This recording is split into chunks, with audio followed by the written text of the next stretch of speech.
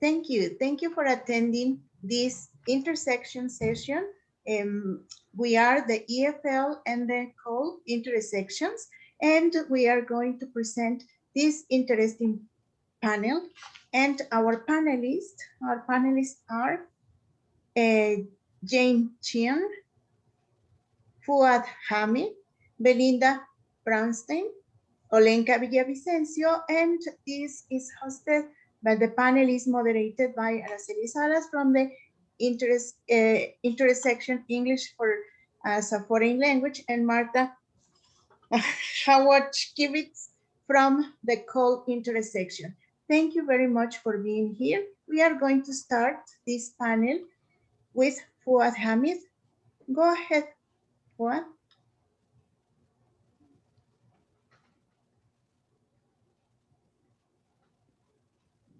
Okay, hello, good morning. It's good to be at the TESOL convention again, and after my previous attendance at New Orleans back 10 years ago. Thanks to Professor Shahid Abraul Hassan for his recommendation, and to Araceli Salas for her invitation to take part in this session. Since the second half of the 2020 spring semester, most Indonesian universities have carried out teaching activities online. And this online teaching is a matter of fact still going on now. The online teaching situation we are facing today is considered emergency remote teaching, which has different features from planned outline teaching. Teaching the speaking skill in this context is, of course, challenging because teachers are unable to see what's going on in the classroom, unable to feel the atmosphere in the room, and difficult to monitor body language, engagement, attention, as well as the language task at hand. My presentation will focus on how university lecturers in Indonesia prepare, implement, and assess their online speaking class during the emergency remote teaching period. I will also explore a little bit of some challenges and opportunities encountered by the teachers during the pandemic. This survey that I did involve 68 lecturers who taught speaking class during the COVID-19 pandemic, and the majority of them have been teaching for more than 15 years. As can be seen in the illustration, these lecturers are from 38 universities, representing 3 different accreditation categories from 15 out of 34 provinces across Indonesia. This COVID-19 pandemic has forced lecturers to shift from face-to-face to online setting within a very short time, very abrupt. Obviously, lecturers need to make some adjustment in their teaching, and in the planning their lesson, most lecturers adapted the face-to-face lesson and provided some additional activities and supplementary materials. Interestingly, more than 20% of them created new lessons according to the new situation, and this fact shows that they had enough time for preparing the new lesson amidst the pandemic situation. Lecturers also adjusted their learning objectives, and most of them decided to lower their expectations and adjust their learning objective to the new situation. In the preparation stage, they tried to pay attention to the mode of delivery, the technology tools as learning platforms, and the organization of the learning activities. Also, the types of interaction and assessment. In the implementation stage, most of the lecturers combine the synchronous and asynchronous modes in their teaching. They utilize Zoom and Google Meet for their synchronous teaching. They also use WhatsApp for the low bandwidth option. And for facilitating asynchronous learning, teachers use virtual classes such as Google Classroom or LMS provided by the university. Besides using virtual classes, they also use some additional technology tools for asynchronous learning, such as Flipgrid, Padlet, Edpuzzle, and many more. Apparently, Flipgrid has gained more popularity among lecturers in Indonesia. Flipgrid allows students to record and upload their video easily, and at the same time, students can watch, learn, and give comments on the other students' video.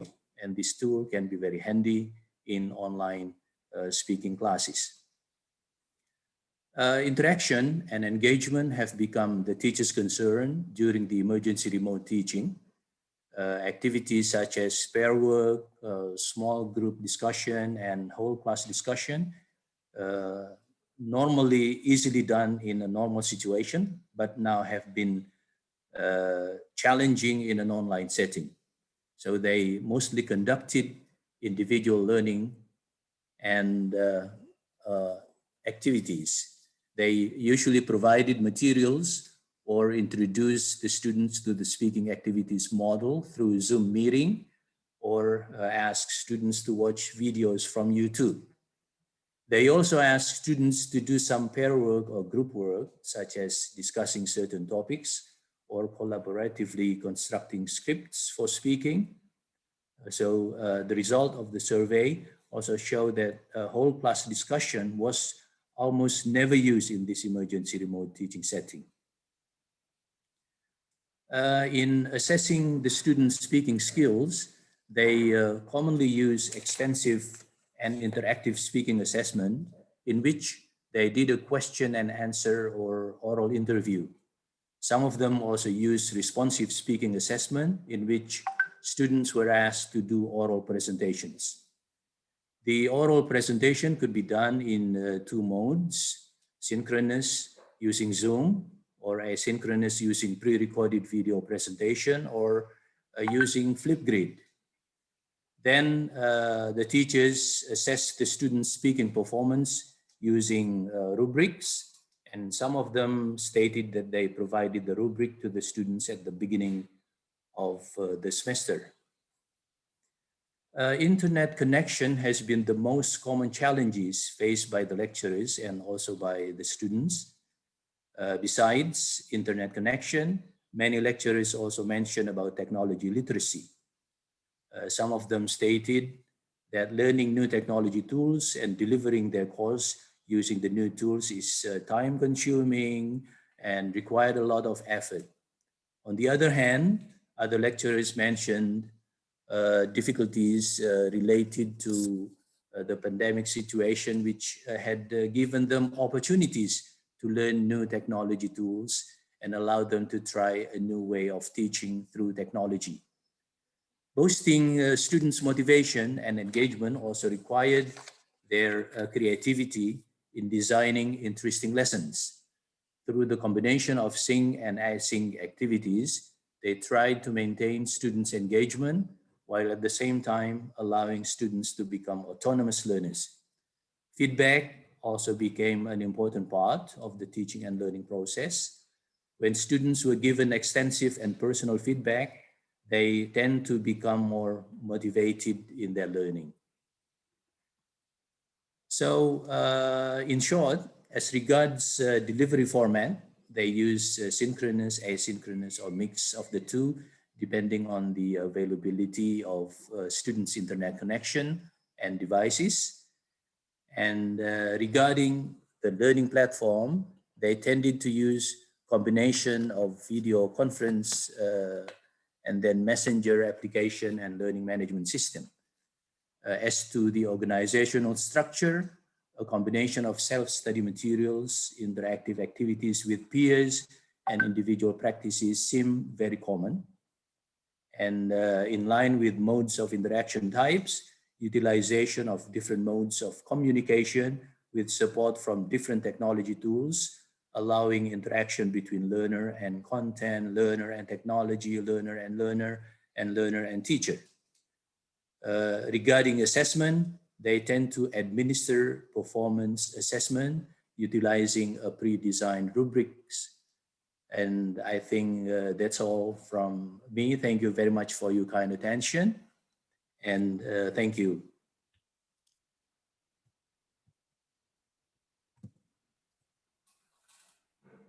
Hello, I believe I am next. My name is Belinda Bronstein, and I am from the University of California, Merced. In this part of the panel, I'm going to show you some examples of games you can use to give your students the opportunity to speak, and also in some cases help them get to know each other. So here's a quick outline. I will give you a quick context of what situations I use games at my university. Some examples of online games for 3 purposes. The first is games for students to get to know each other. The second is games to provide a little competition. And the third is games in which students work together on a task and they're using English to complete this task. And at the end, there will be some resources. So let's get started. The context. I use games on my campus in 2 different contexts. The first is with a course of graduate students and postdoctoral scholars who are already fairly fluent in English, and we use mostly conversation-based games at the start of each class for 5 minutes or so, just so they can get to know each other and warm up, and it creates a good feeling at the start of class. The second context is a monthly game night for a conversation partner program that pairs international students with local students. And these games are more competitive. The purpose is fun, not necessarily conversation. It's more for the fun. And these are done outside of class, and these are completely optional. All of the games that I'm going to show you, I do through Zoom, where I share a screen. And sometimes we have a split screen where students see their own game board and then they see what I see. For a few, we also use a phone. Okay, so here's the first of the 3 categories. For this, I'm going to share just one website which has a lot of conversation-based games. And these aren't really so much games as conversation starters. It is Brightful Games, or brightful.me is the website. These are free. They're conversation-based. They can be used on a computer or a phone. You can customize them. You can create your own questions and prompts. And depending on the game, you can have up to 10 students or players, 25, even 50 if you have a large group.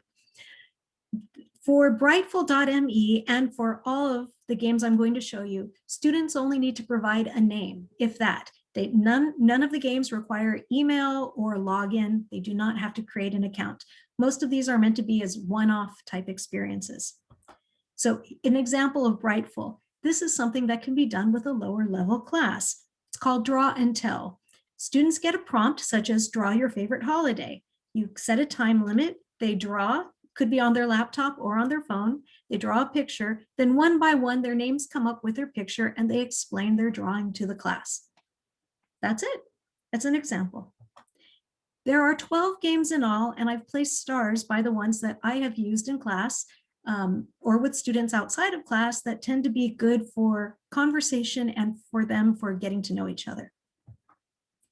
The second category of games are games that promote a little bit of, we'll say, friendly competition. The first is one I use in class, and the second I don't use in class. You'll see why. The first is called Scategories. You may have heard of this, maybe not. With Scategories, you choose 6 categories, such as animals, girl's name, country. And then when students play, the 6 categories come up and a letter, such as the letter L. And they have a short amount of time to write an animal that starts with the letter L, such as lion or lemur, and so on. Nice thing about Scategories is that it's free. It is appropriate to use in class. It's vocabulary based. It can be played on a laptop side by side with Zoom, where you have half a screen. And my favorite part is you can customize it. For example, if you're teaching a low-level class vocabulary related to the house, you can create a category kitchen, a category living room, and so on. And that's really nice. The second one, I do not recommend for in class, but it is the favorite. It's pretty much hands down favorite of the students who play. It is called Jackbox Games. This is not, it's free for them. It's not free for you. This is something I do as an option outside of class, usually for game night. Students keep requesting it. It is a set of games. Most of them are based on trivia or drawing, a bit like Pictionary, or fooling people with their answers. There's a little bit of conversation. a whole lot of laughter, and it is not appropriate, I think, for students under 18. In the US, it's rated teen and above. Anyway, when they play, I share a screen, and then I share the game on the screen, and then students use their phone as their controller for playing. It's the cost is about $15 to $25 for you to purchase a pack of 5 games that you can use as much as you want with whoever you want. I'm just letting you know it's an option because the undergraduates at my university love it. Finally, category 3. These are games in which students work together to solve a task. I've got 2 categories here, 2 types. The first is an escape room. Now, I use escape rooms from the website theescapegame.com. TEG stands for the escape game, TEG at home. Now, theescapegame.com has several escape rooms that people have to pay to use, whether online or in person, but they also have a limited selection of free ones that you can do with your students, preferably upper level, maybe intermediate upper level. It would be difficult for low-level English speakers. And this is something I would recommend that you try out first. You figure out the answers and then share your screen and have students work together to solve the puzzles. Usually each escape room has approximately 6 puzzles they have to solve together to get out. And if you host it, then maybe you can provide a little help or hints as they need it. The second is one you may be familiar with, Taboo. It's popular in the US as a real card game. And you might have a card-like conversation and students have to guess, what's the word? Hard to do online, right? No, you can create your own Taboo slides with PowerPoint. The way you do it is flip the way it is played. And it is very easily personalized and it's good for multiple levels. For example, instead of a card conversation, we have a slide conversation and the words in red. Before showing the slide, I have one student close their eyes and the others all try and get the student to guess the word conversation without using any of the words in red. You can personalize it. When working with international teaching assistants, I go over vocabulary that they might be using on my campus, such as lab. So resources. The top has two kind of groups of resources, of ideas, especially the second one. It's Tricks TV. They have videos explaining Zoom versions of games that are popular party games in the US. Some you would be able to adapt for class, some you wouldn't, but I got some great ideas from that site. And at the bottom are websites you may be familiar with some, such as Random Word Generator for creating words for Pictionary. That's it, and I hope you go out and play some games with your students before class, or perhaps outside of class, to encourage this conversation and to help them get to know each other a little better. Thank you. Thank you, Belinda. I'm sure this is going to be very helpful for our attendees. We're going to continue this panel with Olenka Villavicencio, please.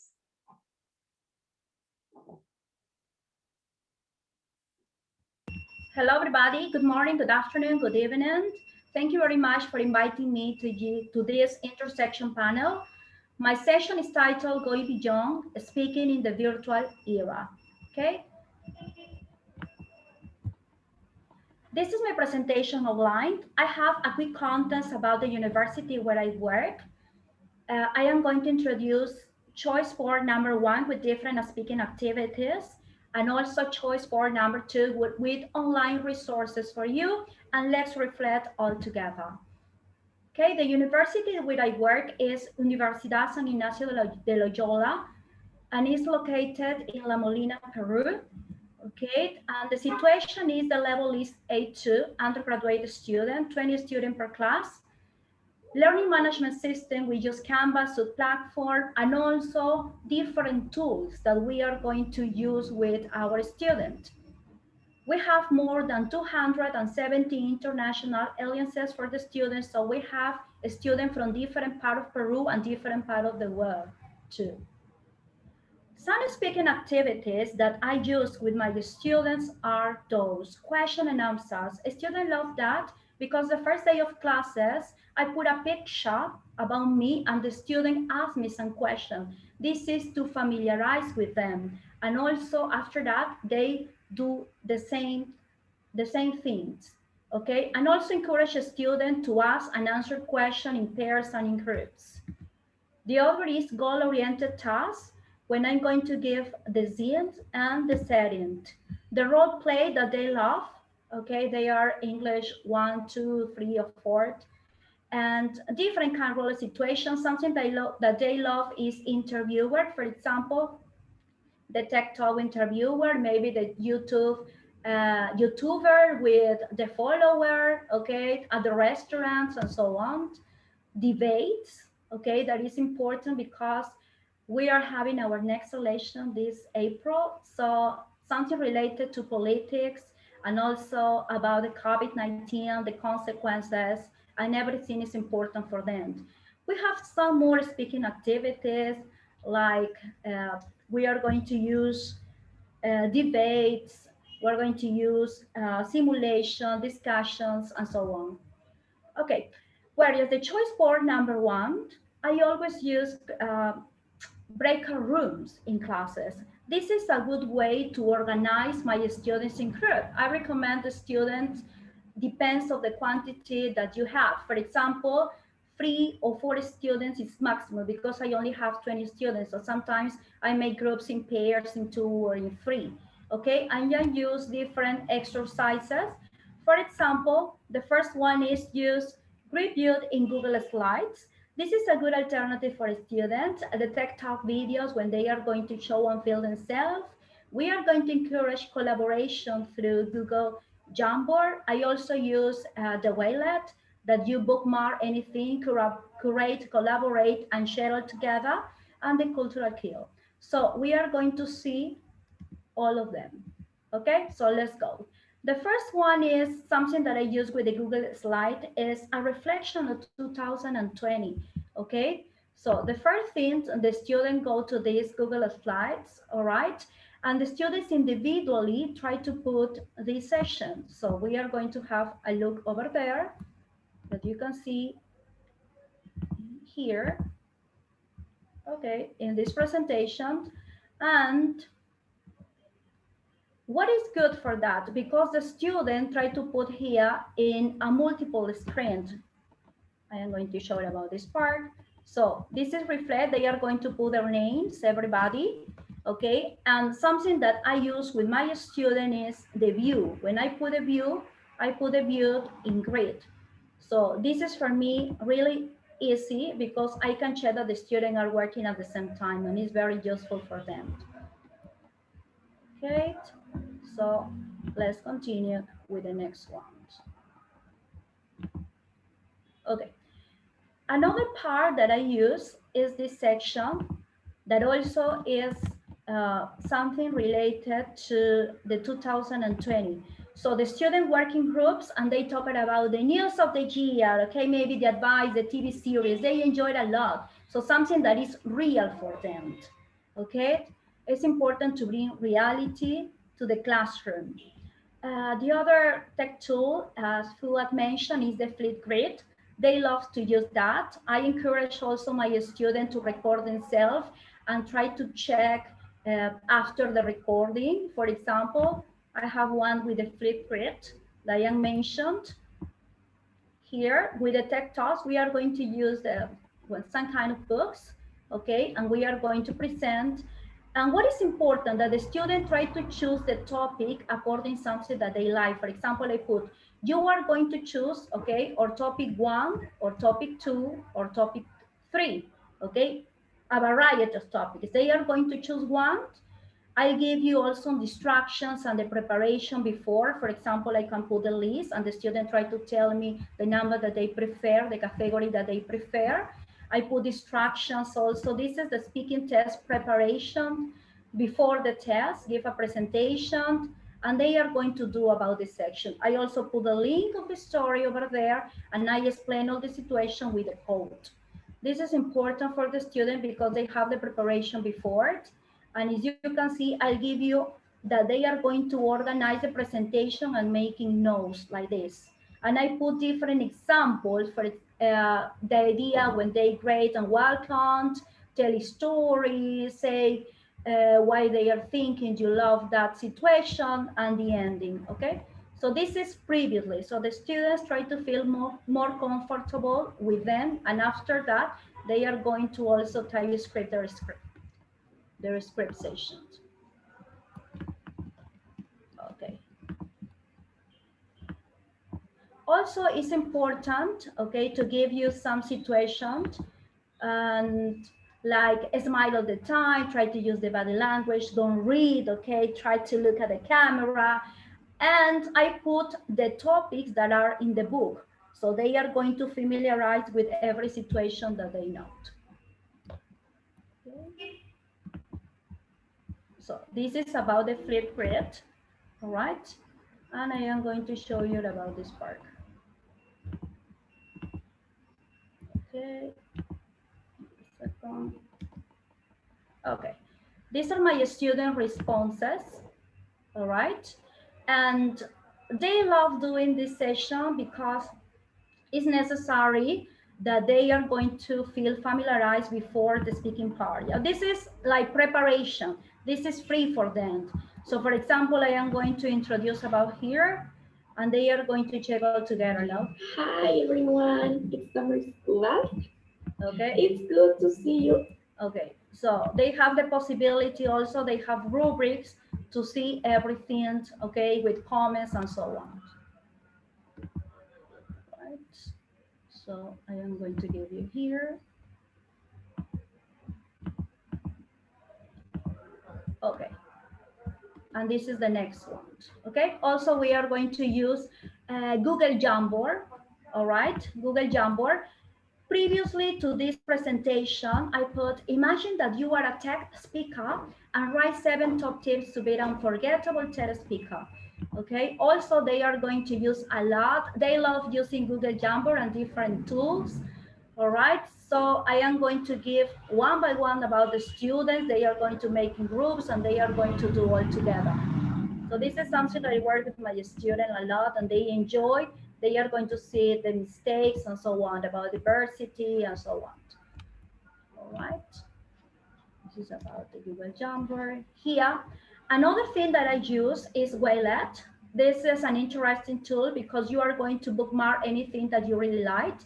Organize and curate because you can share with your students and collaborate and share. How can I do that? For example, I ask my student what website or what application they use for improving their speaking. And they show with me, they share with me different things. So I share with my student all of them. I am going to put collaborative with them and I have resources. So the next time that they are going to use, they immediately go to my Waylett and they can share everything. All right. So this is here. This is about the cultural background. I put out, for example, about Peru, and I encourage a student to ask me some questions. What's your favorite dish, your favorite drink, or critical thinking? What is a typical dance, and so on. All right. Some tips that I use with my students are here. Mind your students' level and interest because it depends if this is based in intermediate or advanced. Also show a student how the activity can look like with examples. All right, provide a student with word and language bank, as I showed you before. This is so important that the student feel relaxed.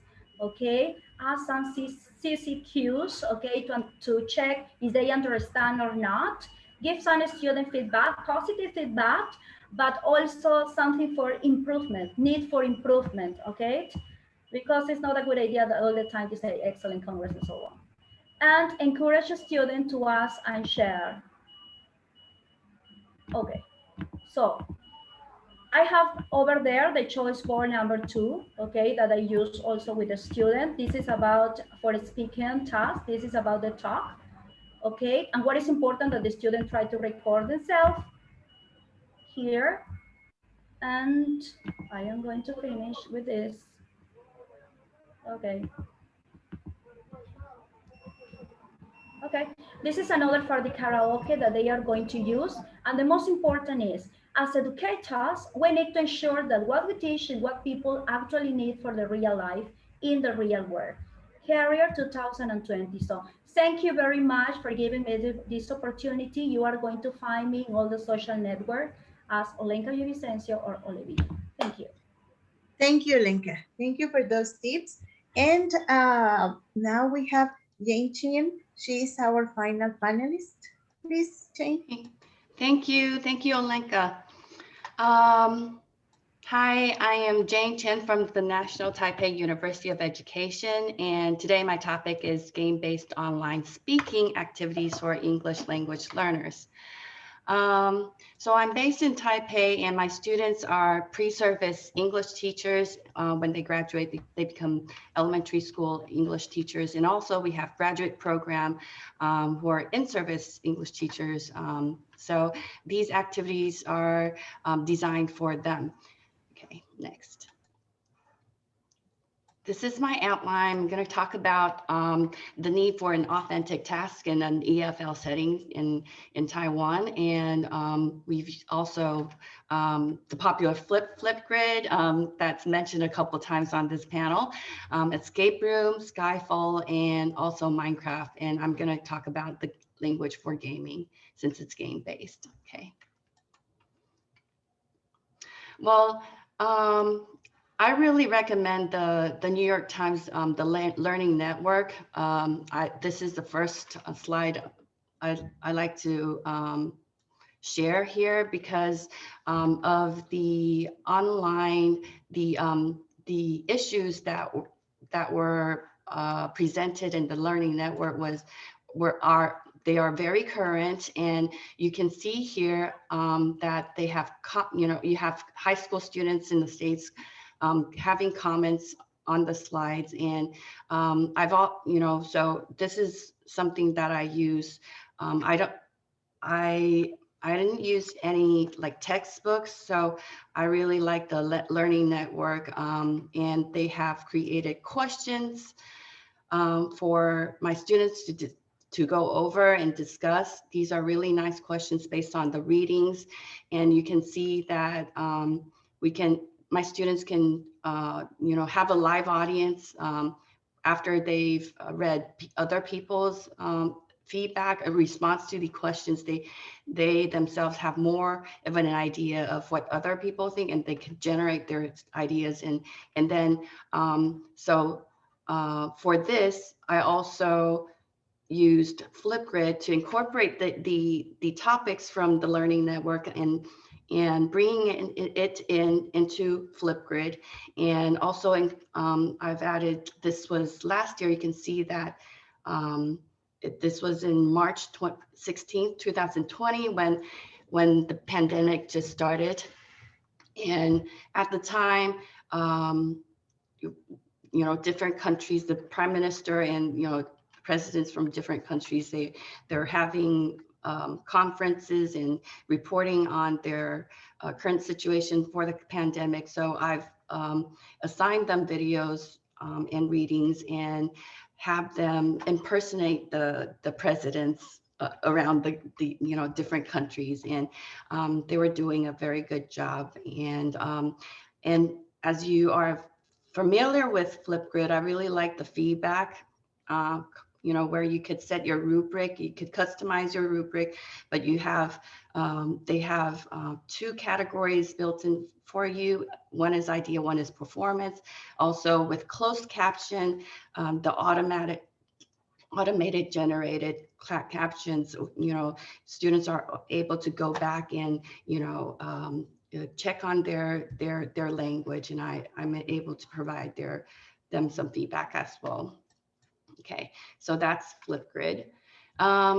This escape room idea was from Graham Stanley, working with the British Council in Mexico. And I came across he was one of the moderators for TESOL's Call IS Electronic Village Online, the escape room, ELT.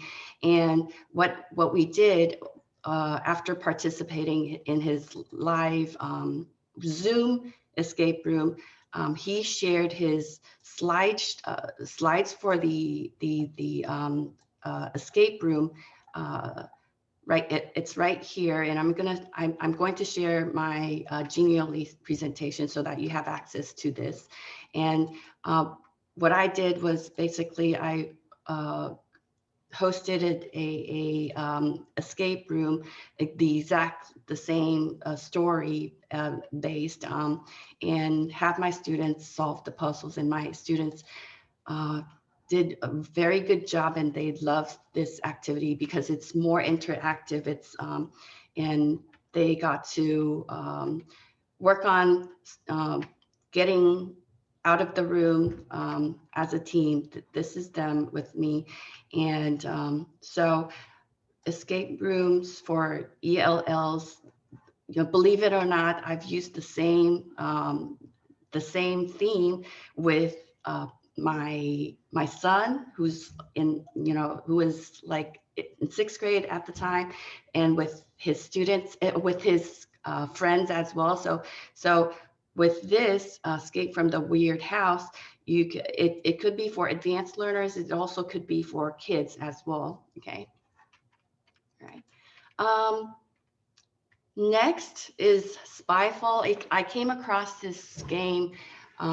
This was introduced by James York, a professor in Japan, Tokyo, Japan, and what they host regular game nights as well, and he's used Spyfall with his students, and I've used this with my graduate students as well. So you can all log in to its Spyfall app right here, and once you got in, you're a FBI detective, and the problem is that in your department, an enemy spy, you have an enemy spy, and you need to figure out who the spy is. And what I like about this game is that for EFL learners, especially my undergraduate students,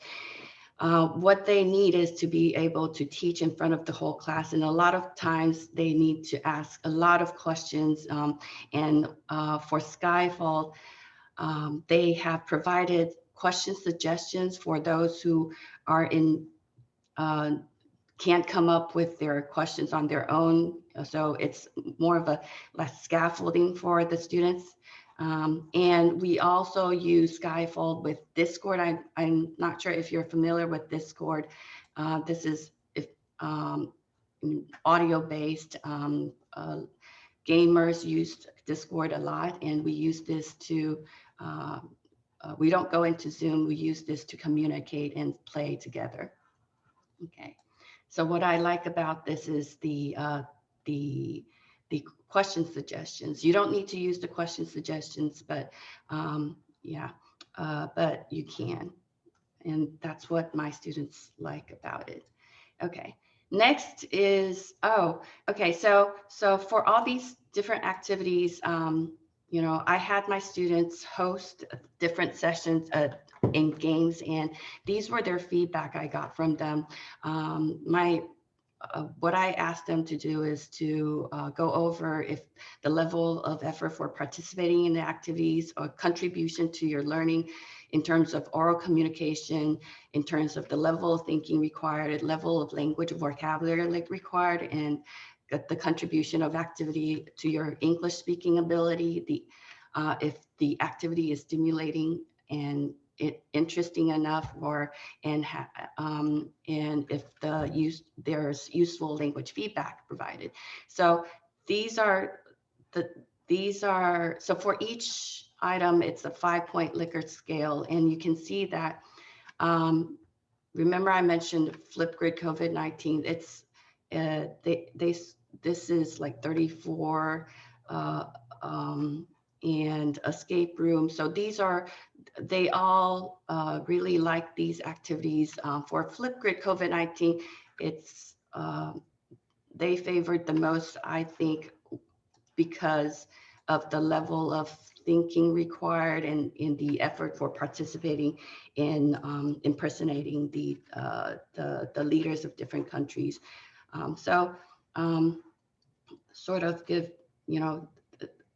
this is how I gauge whether or not they really like it and whether it's engaging or not. So aside from those, I am also in a Minecraft MOOC community, and this is one of the EVO Electronic Village online sessions. It's been, we've been running this session for 7 years now, and this, on the picture on the left, on the right, this is from the VISTI community, Virginia Society for Education and Technology and Education. And we are a group of educators and, learning or exploring how to use Minecraft for language education. And I really like the Minecraft virtual world, and it's especially very handy because of the pandemic. People like to, come together, and so in a virtual space to interact with each other. And I've analyzed why gaming is good for language learning. It's the language of gaming. You need to know the environment, the items you have, and to interact with the learners, and the language for gaming, interacting with online players. And also because of the language of gaming and language for gaming, you learn the language through this gaming. And so these are the vocabulary, and this was the, I've written an article on this. It's a building challenge, and I recorded the play between the young learners and analyzed it. And please go to my article if you're interested. And because of the interest of time, I'm running out of time here. So that's a wool race from 2020, and Minecraft is really an online game in a diverse community of practice, and it offers tremendous opportunities for L2 language interaction through play. So, and also for exposure to real world English. And so that's one of the options if you're interested. Thank you, that's all. Thank you, Jane. Thank you very much. Okay. Thank you, Jane, and thank you, everybody. Here's a round of virtual applause. That's all we can do. I mean, we can do this as well. Thank you. These presentations were quite illuminating. On behalf of the EFL and COL-IS, CIS, I would like to thank our wonderful panelists, and also thank you all for virtually attending our intersection panel. I just wanted to let you know there will be a live Q&A session right after this recording ends. And our panelists will be able to respond to your questions via chat. And the slides for this presentation, the slide deck, will be available to download to access through the panel. And we will also share the emails, the contact information for the panelists if you're accessing this video after the live Q&A session. Again, thank you all for being here and spending time with us, and thank you, panelists, for sharing your expertise and knowledge. I hope everybody enjoys the rest of the conference. Thank you. Thank you very much. Thank you. Thank you very much. Bye, everyone. Bye. Everyone. Bye. Bye.